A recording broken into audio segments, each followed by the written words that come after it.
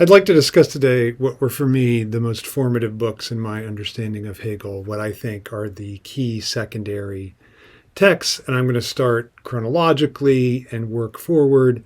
And I'm going to include some that I don't think are all that accurate, but I think they've had such an influence that they need to be discussed and they have some importance, even if they're not what I would recommend for understanding exactly what Hegel's saying. And I'm going to start with Alexander Kojv's introduction to the reading of Hegel. And this is the reason I'm holding up the French edition. So this is lectures that he gave from 1933 to 1939, which really formed the intellectual community in the philosophical world in France and around the world. There's a translation of these, which was edited together by Alan Bloom. But some of the key lectures are not included. So I would recommend that if you can get through the French, you should try to get through the French. Now, Kojv, I think his reading is pretty wild and pretty wildly wrong. But here's what he tries to do. He tries to bring together Hegel, Heidegger, and Marx. And in doing so, he creates what I would say is his own philosophy. I think Kojv's a really important philosopher in his own right. As a reader of Hegel, I think there are some problems, and I think it starts with the real importance that he gives to the struggle between the master and the servant, which he renames, and this just shows Kojv's immense influence that most people still call it that. He renames it the master-slave dialectic, even though the term slave doesn't appear in the phenomenology of spirit. And he uses this as a key for this struggle, as a key for understanding the entire trajectory of the phenomenology. He also puts a real emphasis on Hegel's notion of the end of history, which Hegel himself doesn't really place. So that's another point where it's more Kojv than it is Hegel. And a lot of times in subsequent thinkers, you can say, this is Kojv. This is, even when they say Hegel, what they really mean is Kojv. Again, that said, I think he's a really important figure to know and to have a sense of if you're going to understand the history of Hegel's reception and certain aspects of his thought, like Hegel's critique of Spinoza. I think Kojv gives a better account of that than any other thinker. So there are moments where Kojv really gets something in Hegel. But again, I think, and this is a theme I'm going to come back to, the struggle for recognition plays way too big a part in Kojv's philosophy and in his interpretation of Hegel's philosophy. So the next book I'm going to turn to is Herbert Marcuse's Reason and Revolution, which was written not that long after Kojv gave the seminars, although Marcuse did not attend the seminars. He was German and fleeing Nazism at the time. And he wrote this when he was fleeing Nazism in the United States. I think it's for when it was written in 1941, I think it's a pretty remarkable book on Hegel's. Marcuse's dissertation on Hegel is written under the direction of Martin Heidegger, and the real influence of Heidegger is evident. It's a dissertation on historiography. It's much less interesting, but Reason and Revolution is, because Marcuse was a Marxist, it's bringing together Hegel and Marx. But in this book, and that does, I think, limit it as a way to understand Hegel, but there are certain, and he's ultimately very critical, but I think there are certain ideas that he comes through to in this it's a pretty vehement defense of Hegel against the Marxist critique and an assertion that there still is some worth to Hegel even if one is a Marxist. So it's I think a good intervention. It's one worth having some acquaintance with, even though I wouldn't put it among the top 2 or 3 books for understanding Hegel. But again, historically, it has some importance. A book that I would put among the top 2 or 3 is Dieter Henrich's Hegel im Kontext. The problem is that this book is only in German. It's not translated into English. Some of Henrich's essays were translated in English in the book Between Kant and Hegel.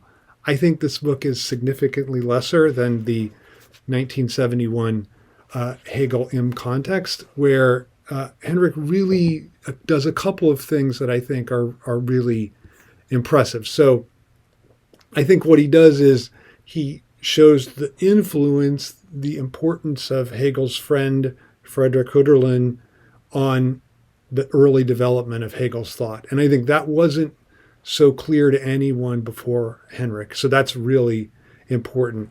The other thing that he does is he shows the role that contingency plays in Hegel's thought, which will become really important for certain later thinkers that I'm going to mention that I think are really important. So those are I think the main highlights. The other thing is that he explains the logic of essence in the logic incredibly well. So it's a very valuable book. Again, unfortunately, you can only read it if you read German. I think Between Kant and Hegel is fine. The English, not translation, but collection of some of his essays, it's fine. But it's more of a history than it misses some of the key points from Hegel in context.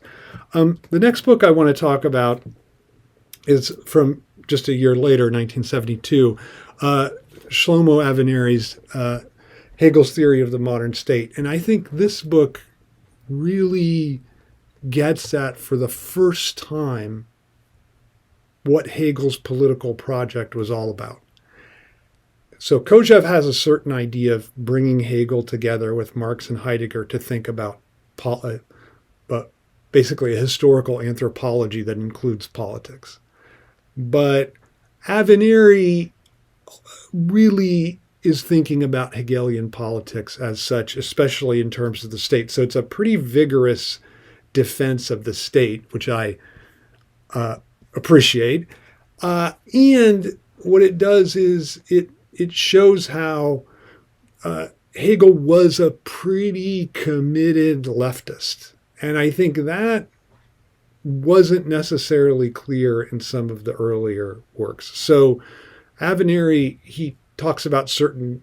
So one of the things that Hegel did was he argued against free speech on university campuses. And that always rubs people the wrong way. But it was a debate akin to the one that's happening right now in the world, where these reactionary, especially anti-Semitic thinkers were saying we want to have free speech to say whatever we want, including anti-Semitic things. And Hegel said, no, I don't think that's such a good idea. So the points at which Hegel seems like he's historically has seemed like he's a bit authoritarian are actually, as Avineri shows, signifiers of his liberalism even, or his leftism.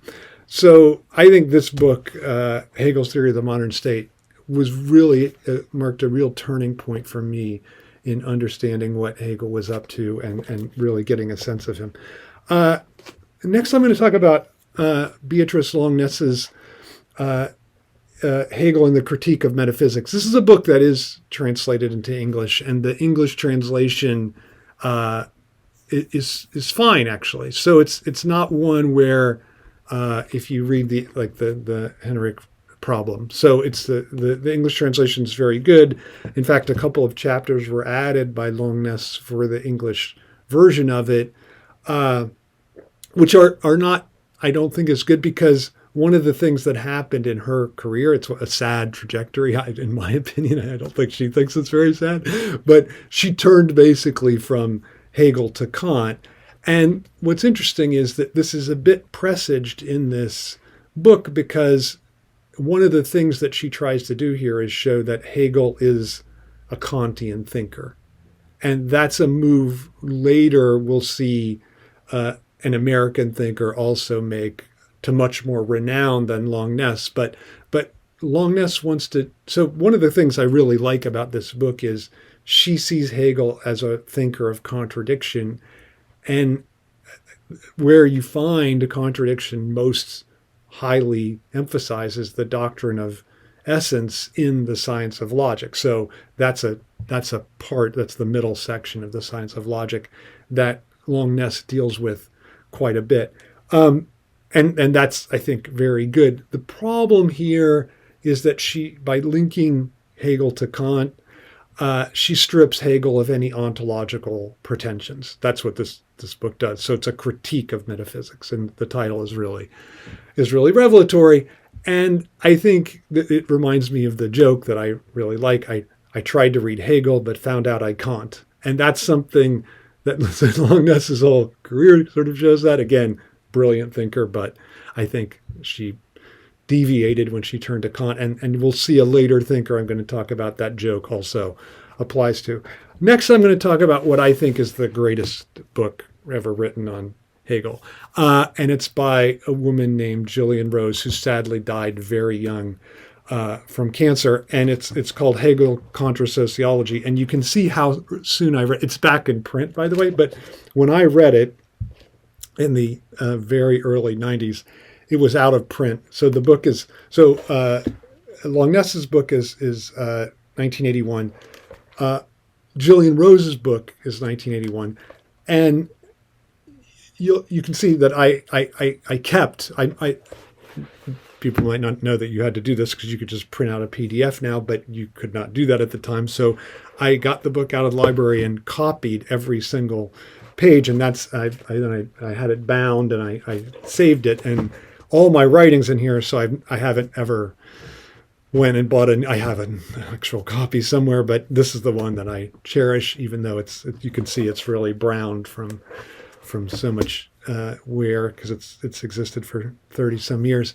So what makes Gillian Rose's book so radical and so revolutionary? A couple things. So one of the things is she says that, this is a direct quote from Rose, she says, Hegel's philosophy has no political value unless one can think of the absolute, right? So she attacks critical theory, so Adorno, and to some extent Marcuse, Horkheimer, for rejecting the absolute, trying to say we can separate Hegel's dialectical method from his system that has the absolute within it. And so what Rose does is say, when Hegel says the rational is actual, the actual is rational,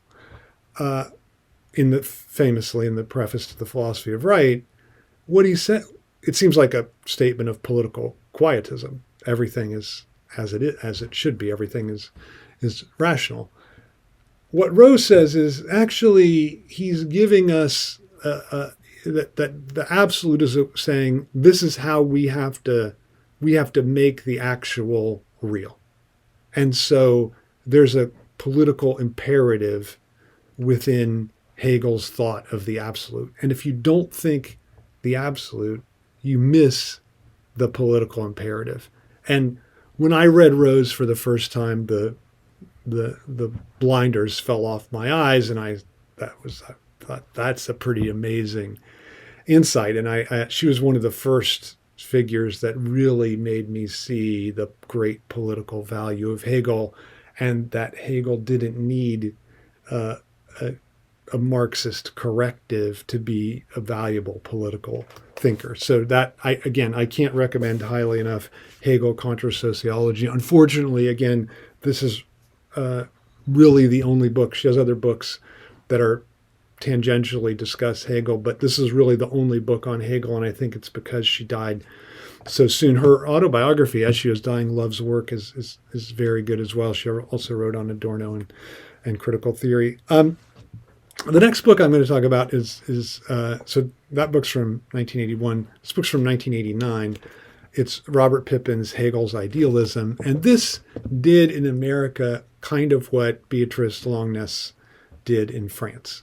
So Pippin had the effect here of showing, and much of the book is on Kant and Fichte, and he shows the way in which Hegel is actually taking up the questions that concerned Kant and Fichte. So he wants to make clear that Hegel is not a pre-critical, that is, pre-Kantian philosopher, which was constantly the critique of Hegel prior to Longness and Pippin. So it's a really important book, and it's a great book, really. I think I don't agree with Pippin about de-ontologizing Hegel. I think the ontological part of Hegel, the speculative part of Hegel, is really vital to what he's doing. But for Pippin, it's all about what it's possible criteria of intelligibility. That's what Kant. It makes more sense, of course, when you're thinking about Kant, but that idea about intelligibility Hegel brings into the discussion of Hegel and shows that there's a through line between Kant and Hegel. I would agree there's a through line. I think that there's this other ontological, political dimension to Hegel that Pippin wouldn't recognize. The next book that really affected me, so Slavoj Žižek wrote in 1989 Sublime Object of Ideology, which was written the same year as Hegel's Idealism by Pippin, was an important weighing in about how we should read Hegel and a defense of Hegel. But he tackles in 1991 with For They Know Not What They Do. It's a much more systematic, to the extent that Slavoj Žižek is capable of being systematic, because he's not a systematic thinker. He has a system, but it's articulated often in a non-systematic way. This book is pretty great, I think, and there are people who think it's his best book because it really tackles Hegel again straightforwardly. And what he does a couple things here. So he links Hegel to psychoanalysis, which especially to Jacques Lacan, which really no one prior to Žižek had done. So I think just the value of that alone is incredible.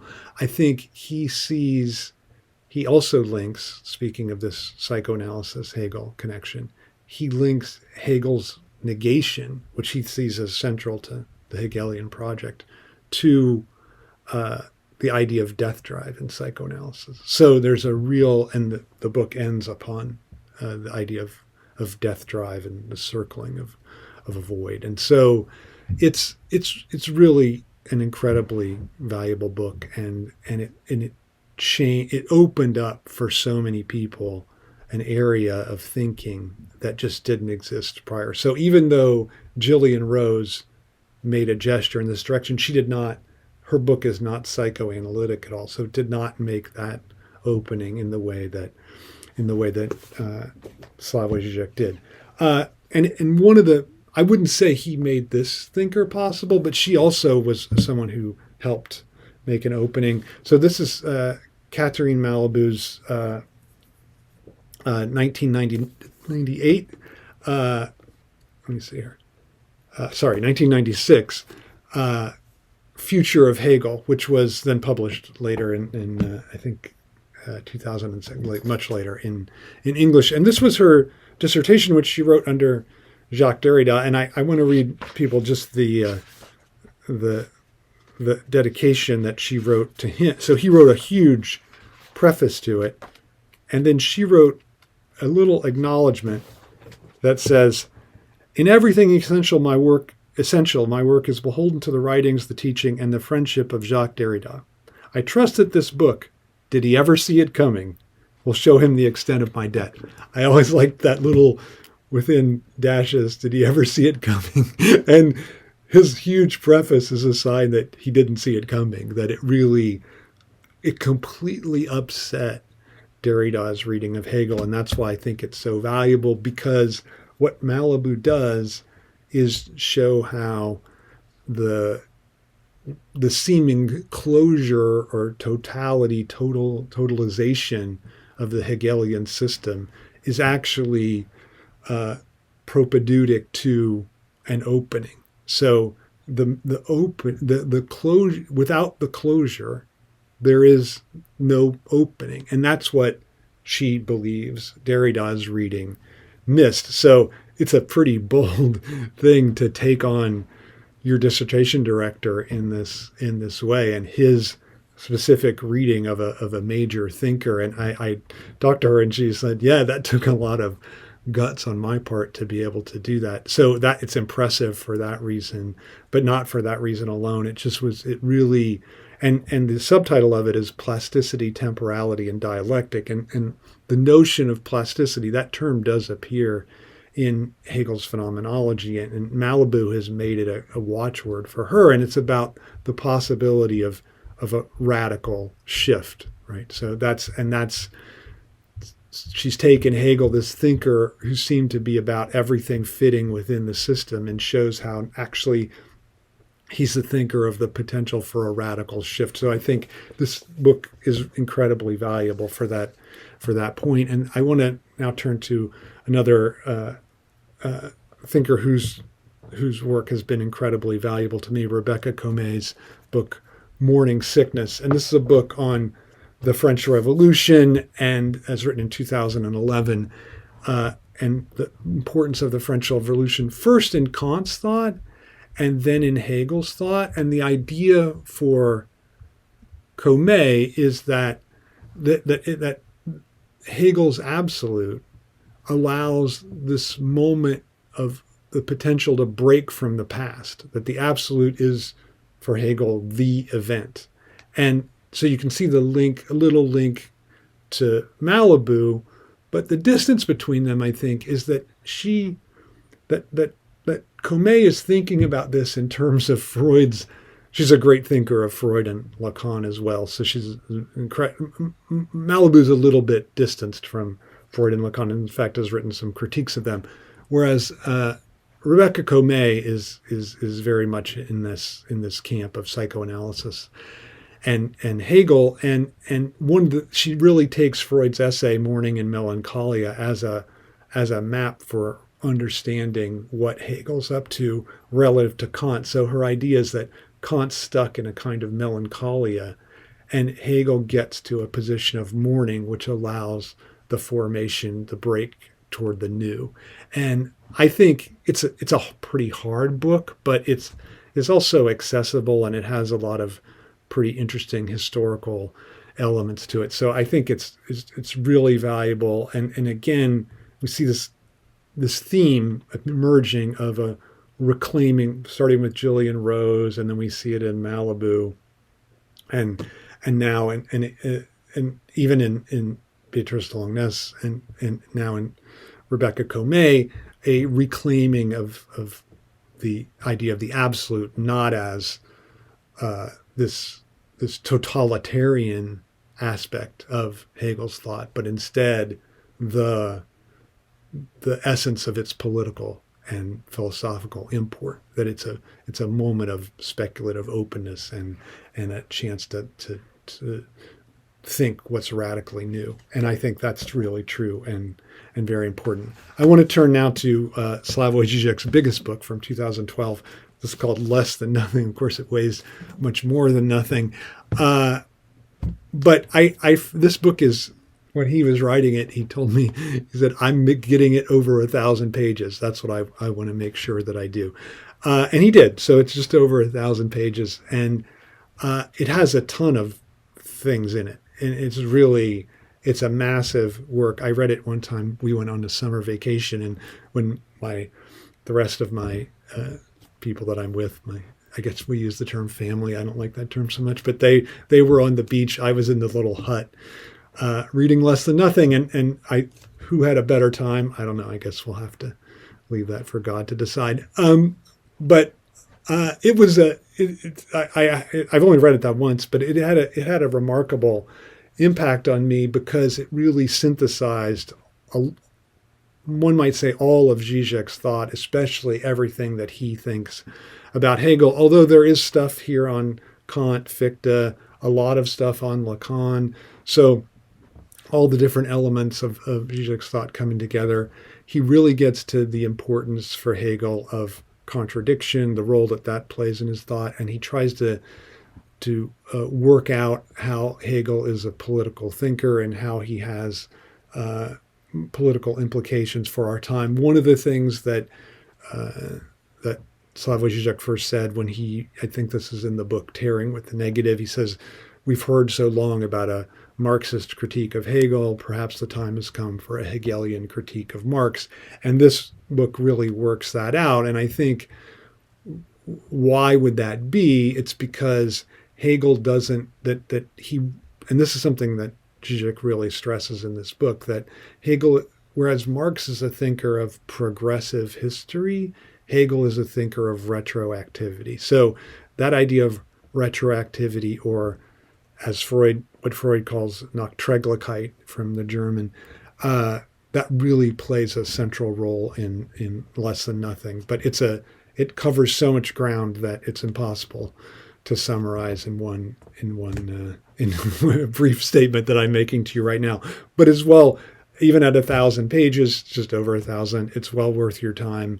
And they're great little excursions if you just want to read those, and you can just dip in and out of it very nicely. So the last book I want to talk about, and again, I apologize for this because it's only in German, but maybe we can encourage people to translate both this book and the earlier Dieter Henrich book.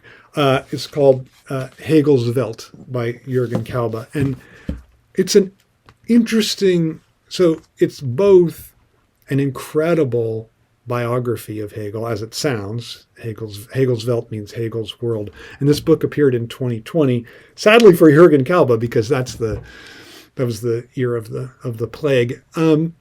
So I think it cut into maybe the sales or his promotion of the book or whatever, but it didn't cut into me buying it and reading it and loving it.